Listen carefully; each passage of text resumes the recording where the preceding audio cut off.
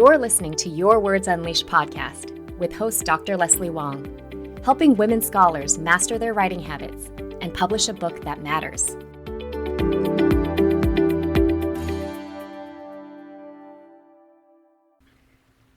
Hi writers, how's it going?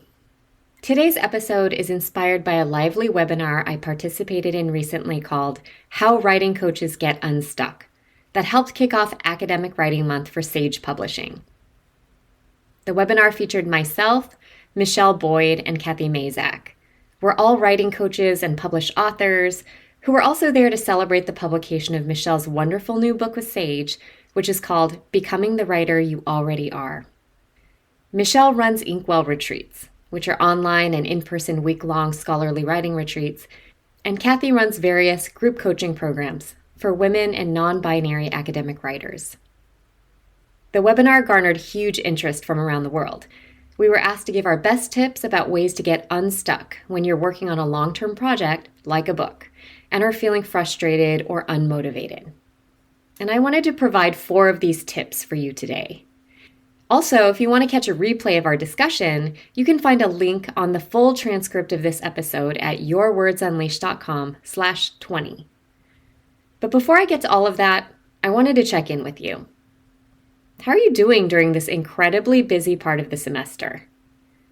If you're anything like me, then you're looking at the calendar wondering where the last couple of months went.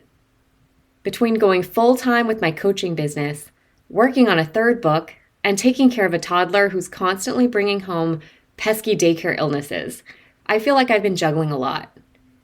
And yet, it's been one of the most rewarding periods of my life because everything I'm doing is my own choice.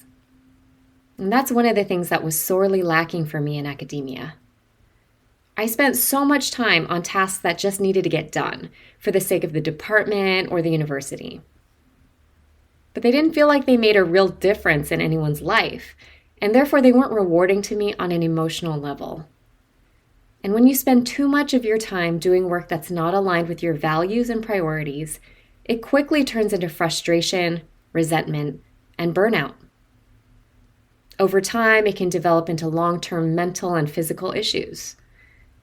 In my decade as a faculty member, multiple colleagues of mine had to take extended medical leaves for stress-based illnesses. Even if their minds wanted to work, their stress levels had gotten so chronically high that their bodies wouldn't allow them to do it. Some of these folks found other academic jobs that suit them better. Others, like me, realized that moving beyond the academy was the better choice. I believe I can make more of a positive difference in higher education from the outside. I can say things I used to be scared others would judge me for, or talk honestly about issues I couldn't see as clearly when I was still a professor. The difference now is that although I've been super busy, I've also never been happier and healthier. Minus the illnesses I get from my son, but you know what I mean. I want to remind you that my mission as a coach is to help you find ways to prioritize the things you care about most in all areas of your life. And that starts with writing. And FYI, I'm booking clients for the new year. So if you're interested in working with me to unleash your potential as a writer, sign up for a free consult on the Work With Me page of my website. So let's dive in. Here are my 4 top tips for getting unstuck with book writing. So my first piece of advice is something I like to call write your way in. The first thing I should mention is that the kind of writing that I enjoy doing the most and what comes easiest to me is ethnographic storytelling, which is basically creative nonfiction. When I'm not sure where to start with a book chapter, I like to write my way in. As an author, I like to take readers on a journey or through a particular scene that invokes the senses and highlights the major point or points that the chapter's going to make. If I'm feeling stuck, I always spend a few hours fleshing out 1 or 2 stories or examples that were the most memorable from my research. Because if they're memorable to me, they will likely also be poignant to a reader. I often talk to my clients about sticky stories. What stories can you include that will stick in people's minds after they close the book? It doesn't matter what the subject matter is, readers feel connected to a book through its stories. On the other hand, a book that's without stories gets forgotten immediately, and that's if a reader sustains enough interest to make it to the end, and they might not. So once I have an initial story written, I'll often then use it to open my chapter. This, for me, makes it a lot easier to set up the argument and ground the analysis. So ultimately, writing your way in can just mean doing the writing that's most enjoyable and comes the easiest to you first. And this is because it can get your gears going and propel you to tackle other writing tasks that you don't find quite as enjoyable.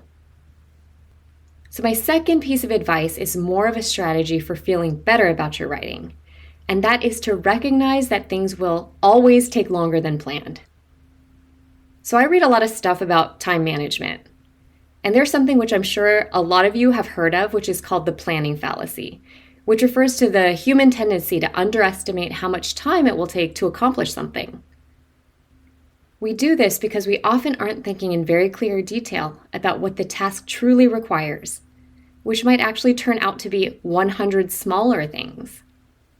And we often don't factor in other life situations that will inevitably take up our time and energy, like teaching, or getting sick, or taking care of our families, or traveling, that will extend the amount of time you actually need. Carrie Ann Rockmore, the founder of the National Center for Faculty Diversity and Development, has written that you should take whatever time you think something will take and multiply it by 2.5 times to come up with a more reasonable expectation. And even though I know all of this, I still find myself falling prey to the planning fallacy. I'll give you a recent example. As I've been talking about for a while, I'm at the beginning stages of writing a third book that's being developed for a university press. My goal has been to complete a book proposal to send out for review. And I should note that this is a trade book for a wide audience, so they've only asked for a proposal rather than a proposal plus sample chapters. So when I met with the editor at the end of May, I told him I could get him a proposal by the end of August. I figured, I've done this twice already. Why would it take me longer than that? But then I realized I needed to do a bunch of in-depth interviews for the book.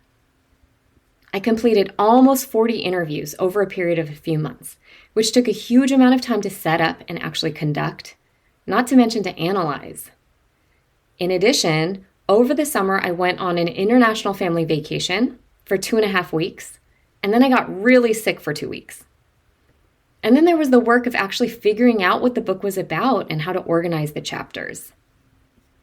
In the end, there was a lot of extra work required that I had to do before I could even start writing a proposal, so that deadline came and went.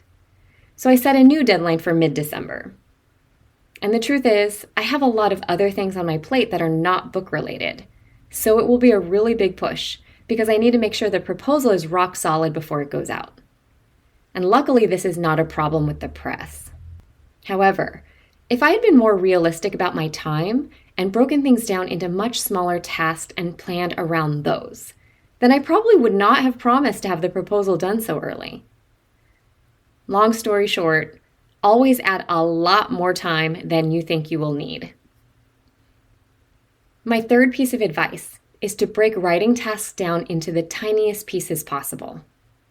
This is the best thing you can do because a book is the culmination of about 1 million little things. For example, when I was writing my dissertation, I had these mega goals like write introduction or analyze data or write new article that would just hang around for weeks or even months. The usual result was that even though I was working hard, I didn't feel like I was accomplishing anything. And that's one of the most demotivating things to any writer or researcher. I didn't realize until much later that taking the time to sit with your large goal and think through in excruciating detail what it actually entails in practice would save me time and also help me see that I was making progress. For something like write literature review, you can list out all the articles and books you need to read and take notes on before you can even start writing. Then you'll need an outline, which will need to be broken down into even smaller tasks. And then you actually need to write the lit review, piece by piece. But not until you have a very specific idea of what you're working on can you make an honest assessment of your own progress? And my fourth tip ties into the last one, which is to celebrate every small win and tiny amount of progress you've made. One thing academics don't do enough of is acknowledge what we've accomplished before we've reached the final destination.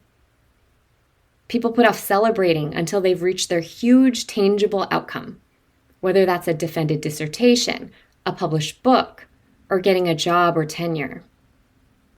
The problem with this approach is that it delays all of your satisfaction and pride in yourself until the very end, at which time you're probably so tired and burnt out that celebrating can feel like just one more thing to add to your to-do list.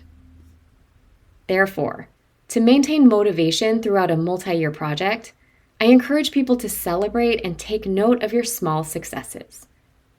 And I should clarify that by celebrating, I don't mean things like throwing a party or hosting a fancy dinner.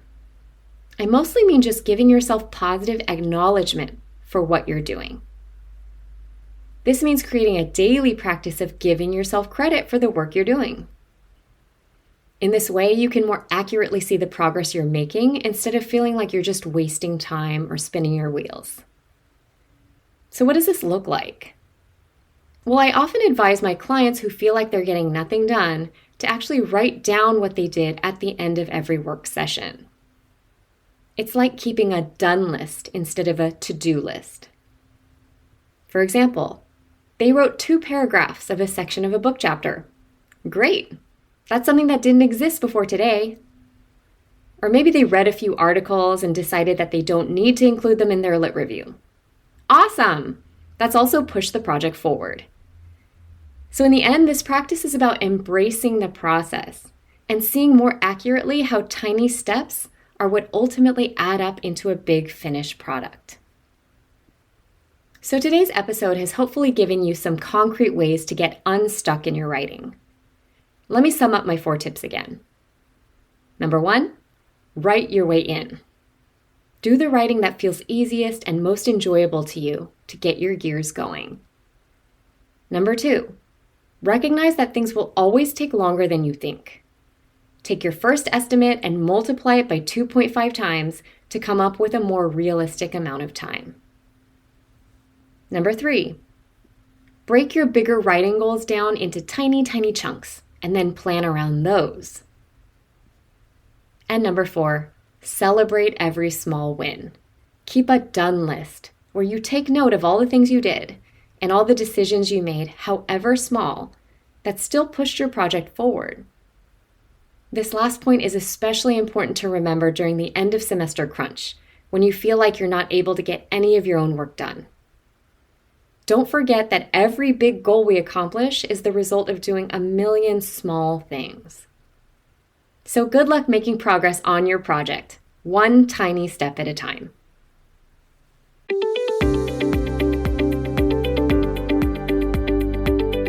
Thanks for tuning in to Your Words Unleashed podcast. If you enjoyed this episode, please share it with other writers or leave a rating and review. To find the full transcript and catch all the latest from me, check out my website, yourwordsunleashed.com. I'll talk to you next time. Happy writing!